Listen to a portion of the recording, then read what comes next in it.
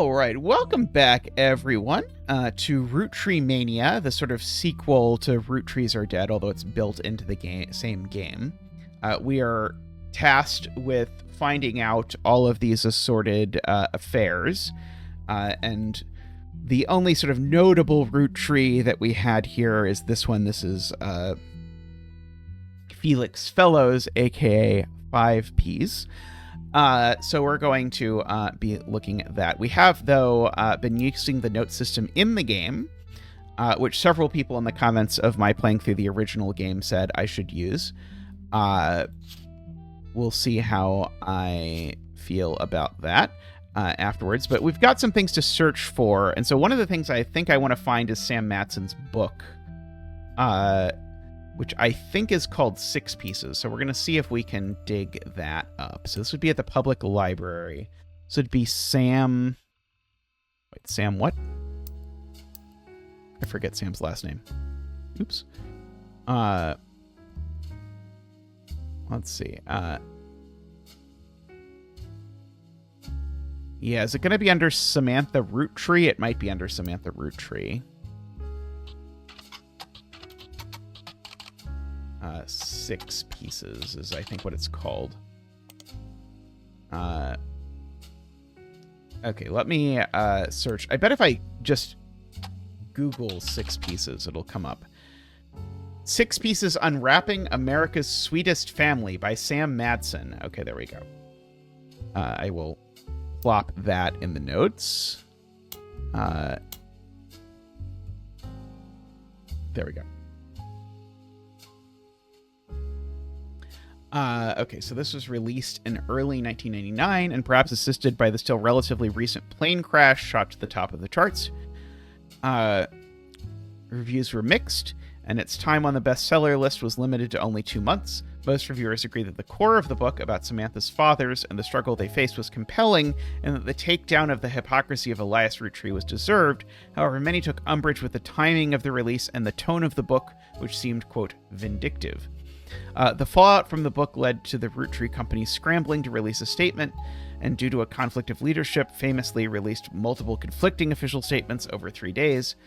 This confusing move was referenced in popular culture due to a late-night sketch about indecisionitis, but more traditional analysts have been calling it the Roottree Rift. I will mark both of those as things that I can search later. A few months later, due to Roottreemania, the book re-entered the charts and sold even better than the first time. Okay, so let's see if we can dig up this book now that we know that it's by Sam Madsen. 6 Pieces,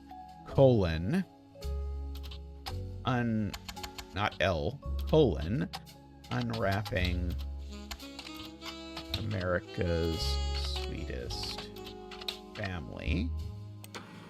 There we go.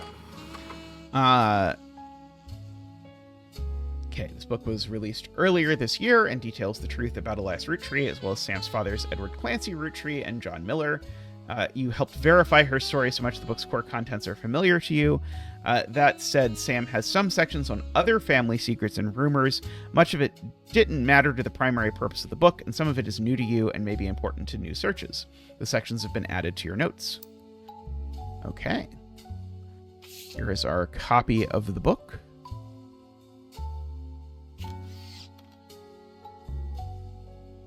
I love her father there in the back. Okay.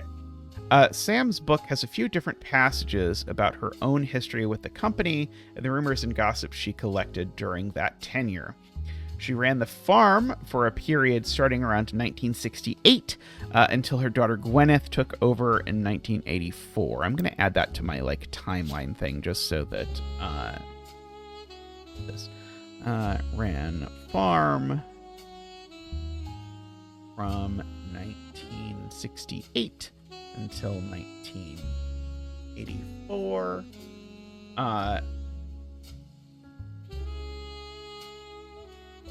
When Gwyneth took over. Gwyneth.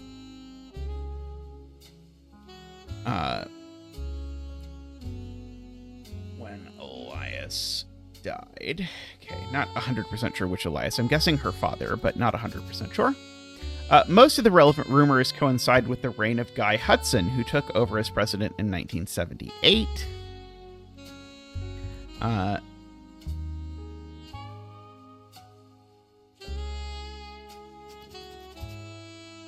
Sam was very much not a fan of Guy, and according to Six Pieces, it was an open secret within the family that Guy was very much not a fan of remaining faithful to his wife, Patricia. Many of their hires at the time were young single women, and Guy often spent a lavish amount of money on private parties. This was 20 years ago, and Sam warns that most of it is hearsay. Still, you find the following information that may be relevant.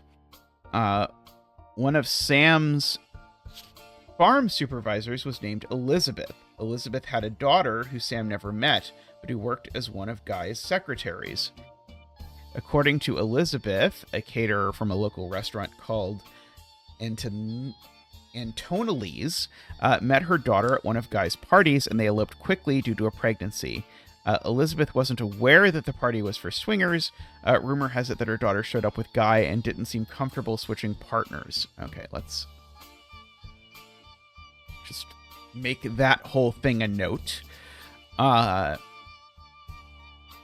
things to dig into. Guy's main positive contribution to the company involved expanding markets previously untapped by Roottree. However, when he went on trips overseas, they were often for weeks at a time, and Guy was known for spending more time and money on unofficial business than meeting with distributors and manufacturers. It was said he bribed at least one politician to open a factory in Brazil.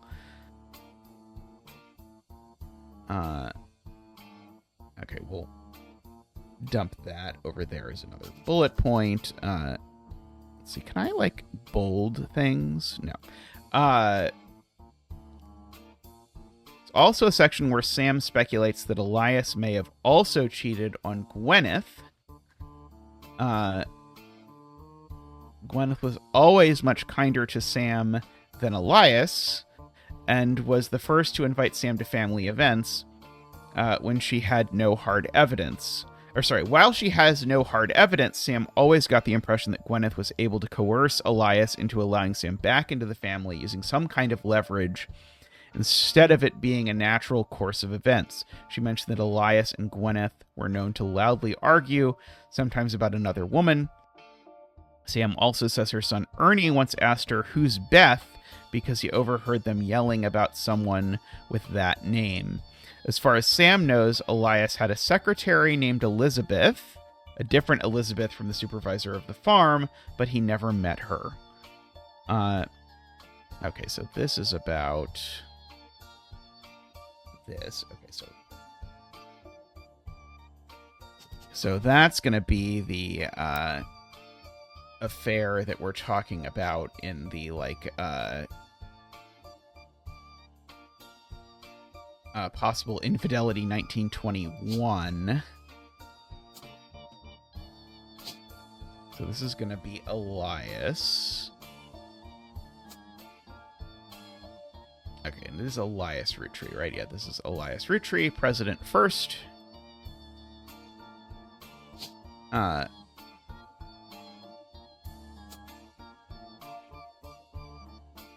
Okay, I don't know if I can, like, steal the picture from up here.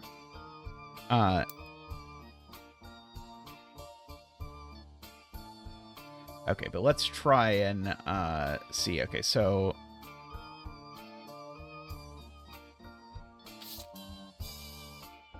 Okay, Beth may have been the woman involved in this.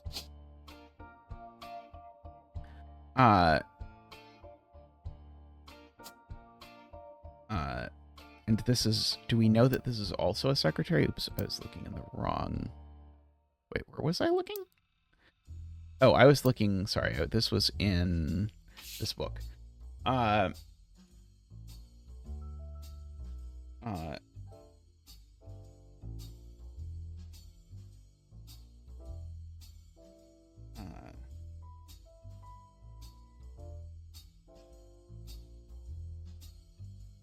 far as Sam knows, Elias once had a secretary named Elizabeth, a different Elizabeth from the supervisor for the farm. She never met her. Okay, so this would have also been a secretary.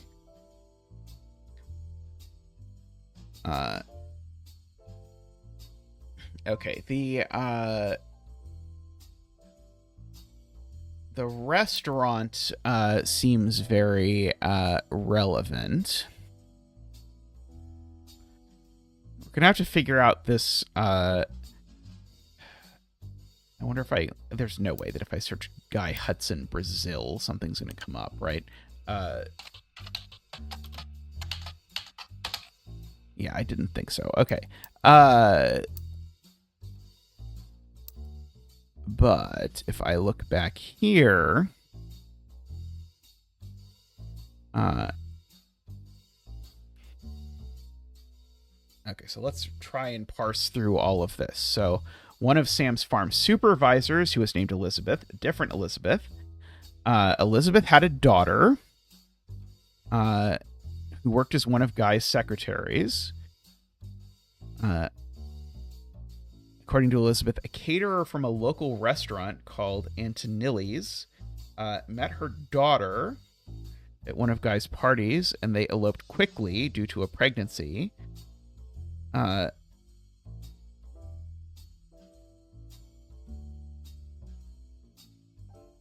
Okay, so let's see if we can figure out this this Antonelli's shows up.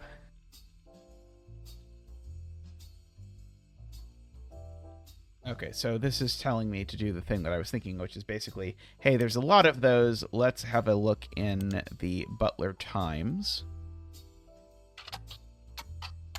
Okay,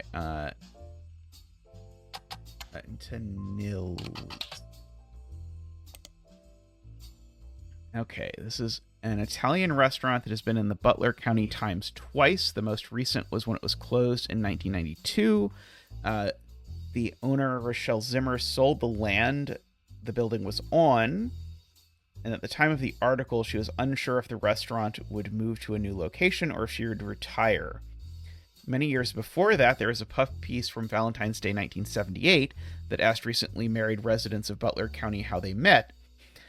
Christine Garland responded she and her husband Steve, who was a chef at Antonelli's, met years ago when she delivered produce from her mother's farm.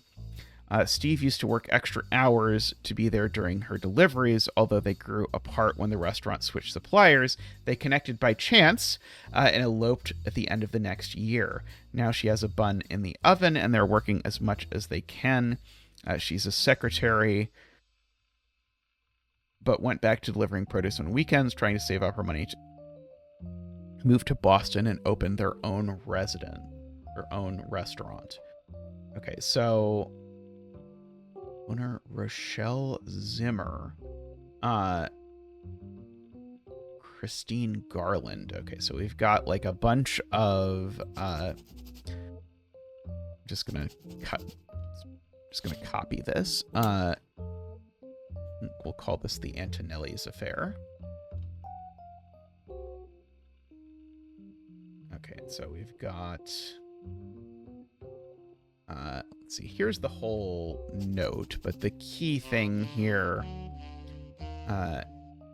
so we have presumably the mother being Christine Garland, husband Steve, presumably Garland, and then daughter, so this would be the one who's potentially entitled to the Clancy Trust, Rochelle Zimmer.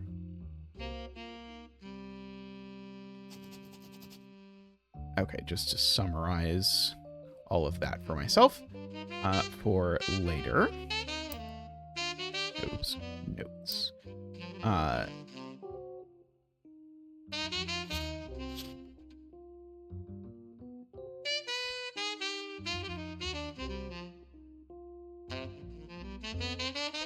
Uh,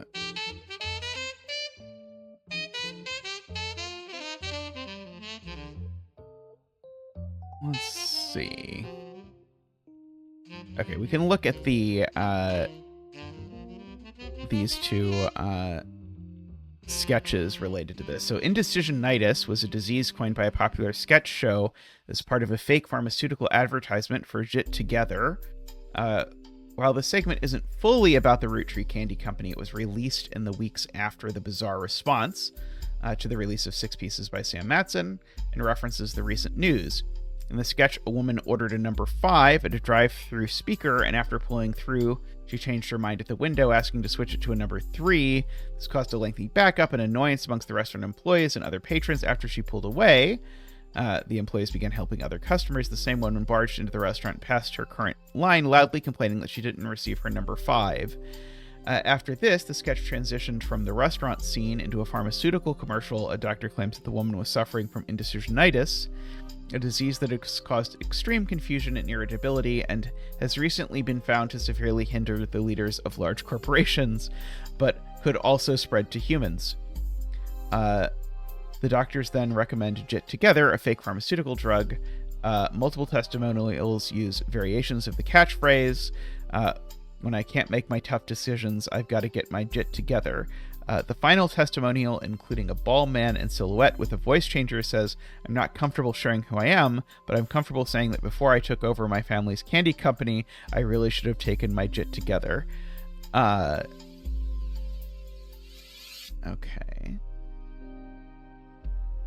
Let's see, okay, this just leads me back to the same page. I thought it probably would, but why not? Okay, and then Roottree Rift. Okay,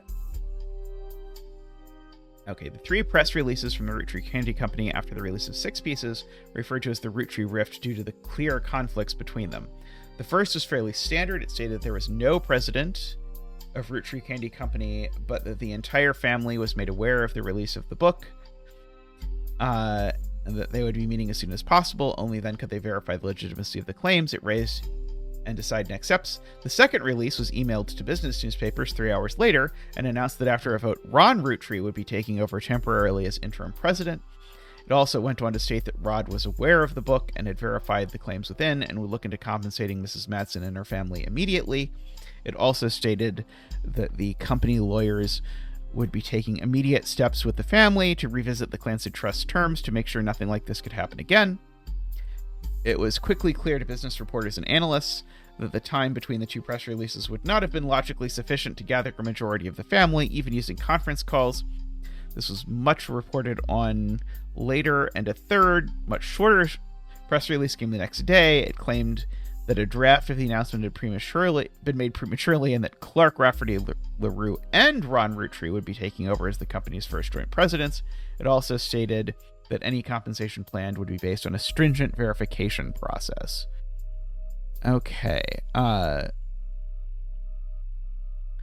of that seems directly probative. We have this 5 Pieces other name. Fan cites Felix is not 5 Pieces' actual name. His birth name was David Fellows. Dirty Dave was his previous name. He used to sell records and perform live shows in Portland. There's some people selling old mixtapes on auction sites. One is apparently called Dirty Devil and another Dirt Poor. Okay, let's look at that. Okay, this is 5 Pieces' first mixtape, released early 90s. Discrepancies and debates about what year exactly it was released based on some of the pulp culture references, somewhere between 92 and 94.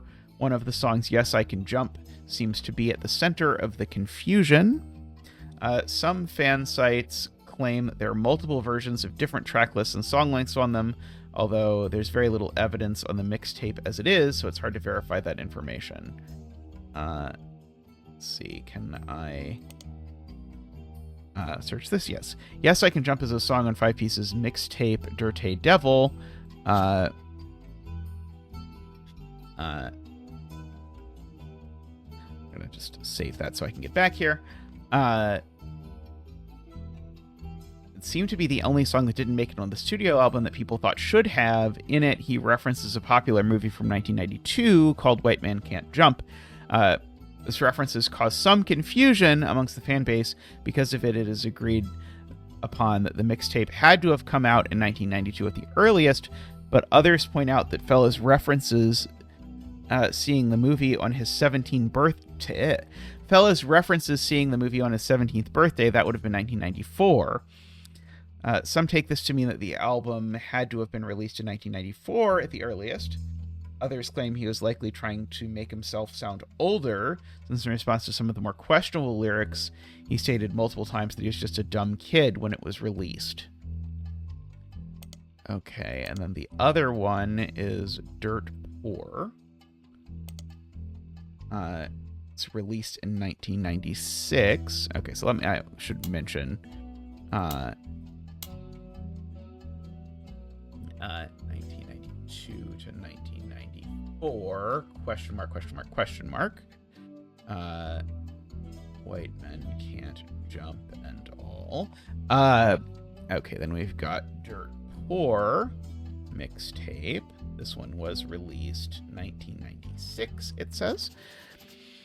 There's a lot of online discourse from people who like to point out that in one of the songs, Felix Fellows includes someone that would be revealed to be his own distant cousin, Reyna, in a list of attractive women. So one of the first Roottrees from the first game.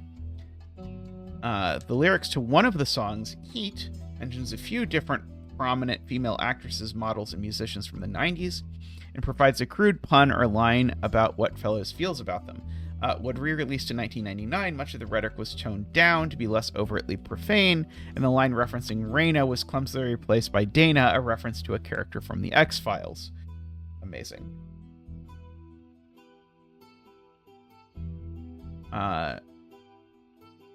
Okay, I'm gonna guess that if I search Heat, it's not gonna work.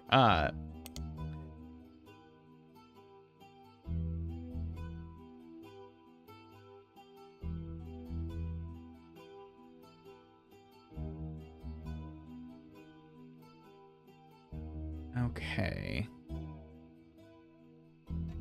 I'm gonna guess I'm not gonna get anywhere searching Riley Fellows. Maybe in Butler County?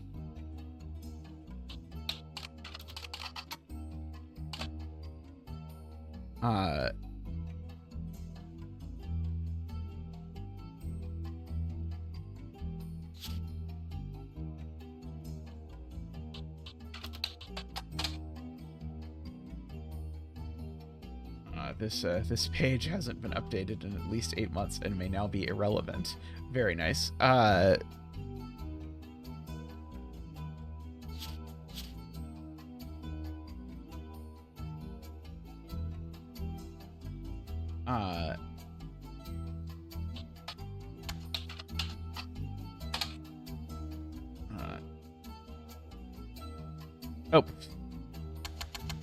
I meant to search the times for this stuff about Miracle, not the other way around.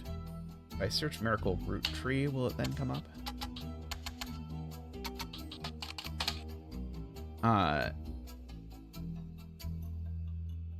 Okay, spider search. What about if I do that here? Okay, there we go. It seems Miracle Sr. is going on a new tour of the United States in late 1999. The previous flyer for 3 generations of Miracles has been replaced. Be part of history. The oldest living Roottree reprises and retells his incredible true story. Grew up as one of the famous 5 pieces, living a life of wealth and luxury, but fortune was nothing compared to the powerful force of the Almighty. Doctors determined he was destined to die young, but fate had different plans. After a long, fruitful life, however, he's now in his 70s, and his age is beginning to make life on the road more difficult, so consider this the last chance to see him before he settles back down in Pennsylvania. Miracle reminisce about his famous history. He'll discuss his family's saints and sinners and provide a unique perspective on one of the most notable families in the United States today. Learn what originally drove him away from his fortune and into the arms of religion, and learn how his life has become more wealthy in spirit than it ever could have been from his inheritance.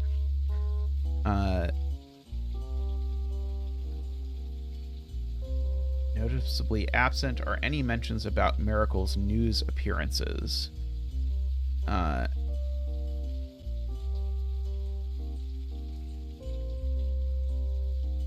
we'll dump this in here. I wish I could bold stuff or whatever, because this seems mostly useless, but there's probably a few things in here I'd like to be able to highlight.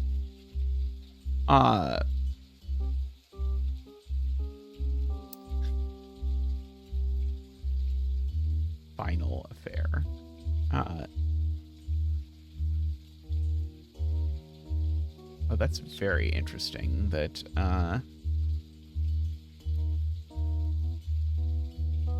there's some affair between two people that are already in the original file.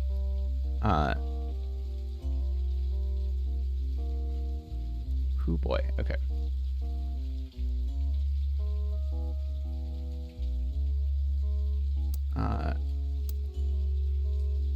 If I just search Roottreemania, will that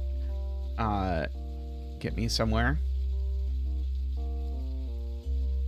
Daytime talk shows had I'm a Secret Roottree episodes. Late night hosts and guests made jokes about other lost members of the family. There's a widely shared website where you could fill in your own name to find out if you were a secret Roottree. When you submitted your name, it simply said no with an image of Clark Rafferty LaRue giving you the finger. This lasted only a few weeks, just long enough for Six Pieces to re-enter the charts and to trigger the new printings of other Roottree-related media. Lauren's Diaries, Gwen's Old Movies, as well as countless other unauthorized biographies, which seemed to attempt to capitalize on the Roottree sisters, Carl and Brenda. These re-releases were too late to successfully capitalize on or extend the craze, as most of them were failures, and countless novelty shirts that had variations of I'm a Secret Roottree became immediately unfashionable, though some people still wear them ironically. Wonder if it's will I find a place where I can buy the shirts? No. I do feel like we should have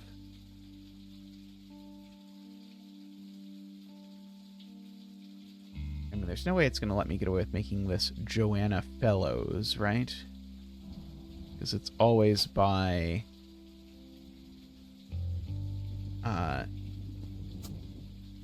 it's theoretically at least always by maiden name.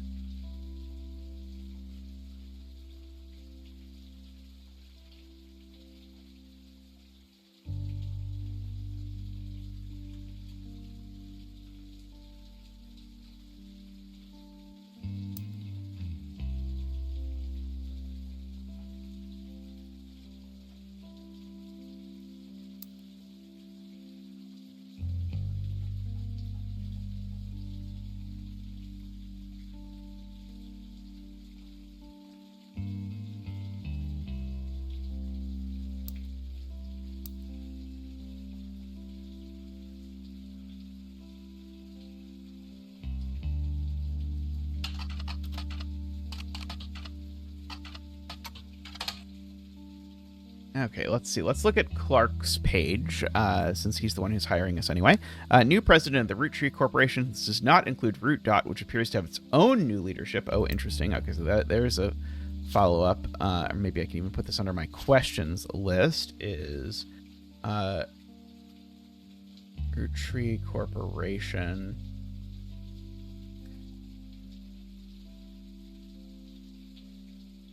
has new leadership. Who is it? In early March of 1999, about 5 months ago, it was announced that both Clark and Ron would be taking over for a transitional period in the aftermath of the Six Pieces. About 2 weeks later, the company released a press statement that thanked Ron for his work, but announced that Clark was the new permanent president. Most of the information about Clark you already know. Many descriptions of him tend to focus on his advertising career and that his mother was Lauren Roottree. Few seem to touch on his complex and volatile marital history. Since taking over, Clark has tried to remain out of the spotlight, and he did have one notable foray in the public eye. He gained support when his first move was a statement in favor of accepting Sam and her family into the trust. This also served as an announcement that in the Clancy Trust would no longer be handled by anyone in the family. This is due to their financial motivation. None of them could be impartial. Okay, what about Root Dot? The Root Dot website has a small memorial section of the deceased members of the family, but it contains no new information. The most recent catalog, spring 1999, had an entirely black cover with no text on it. On the leadership page, you learn that Root Dot is currently managed by a designer who was apparently Brenda White's second in command. You don't recognize her name, and she seems unrelated to your search. Okay, so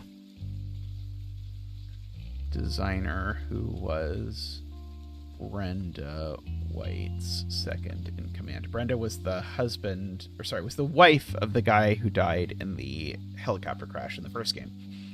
There's also a scholarship page. On it, you find information about the Roottrees Sisters Fashion Scholarship. It's awarded to 3 underprivileged high school girls each year who wish to pursue a career in fashion. Apparently, it gives them an opportunity to show off their designs and professional models on a real runway.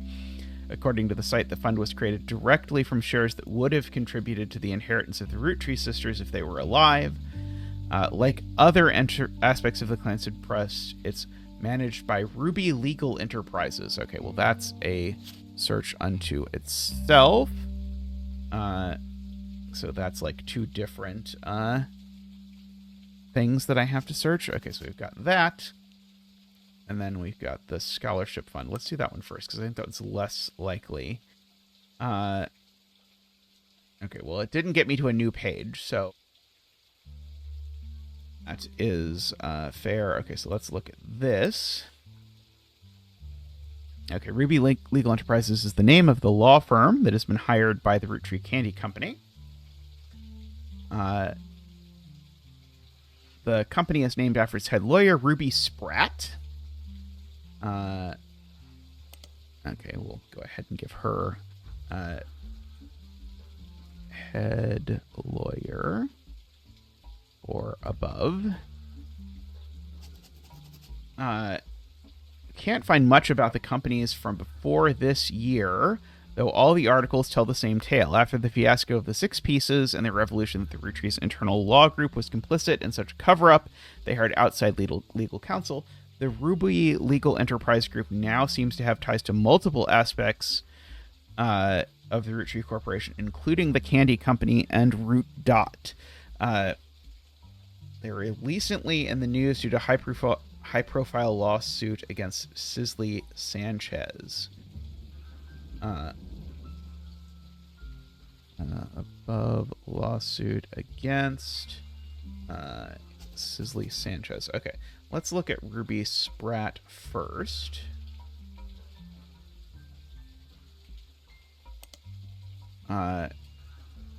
Like her legal company is relatively elusive. The most complete source of information you can find from before her time with the Roottrees is from a website for a magazine owned by a major airline.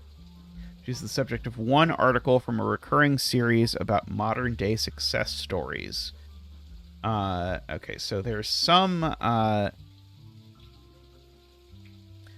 Ruby Spratt article in a magazine owned by a major airline. So we'll definitely have to hunt that down.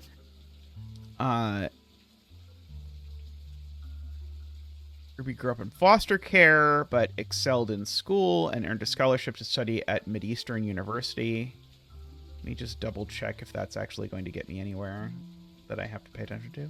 There we go. Okay, it is. It's a notable private college that advertises itself as midway between Maine and Miami. Mascot is the Spectres. Though they are known for their sports programs as well as their education, their legal and language departments are their pride and joy. They have fairly extensive computer science and robotics program, along with other prestigious schools that haven't quite reached the notoriety of Ivy League schools. Some refer to them as a little Ivy. The colleges embrace this, calling their paper the Herald, which is a combination of Hedera, the scientific name for ivy, and Herald. Their website boasts that they have a historic technology museum on campus, including still functioning computer from the 1960s, and it takes up a full room. They also have printing press that they use to print one special year-end issue of the Herald each year. Okay, this is the newspaper of the Mideastern University. They appear to be available in your periodical archive. After a bit of research, you discovered its name is a combination of these things. Okay, so we want to type the Herald for Ruby Sprat. Anyway, we were back in the middle of reading about this before we got sidetracked. She graduated at the top of her legal class. Was quickly hired as a lawyer for a prominent firm. There are a few high-profile corporate-involved cases she was she was a part of. One was as a legal consult for a class action lawsuit against a manufacturer of steering wheel covers. Another was to help a local gas station chain in her hometown of Portland with the rollout of a promotion that allowed the gas station customers the ability to bet on the price of gas. The blurb ends by calling her new firm a double threat.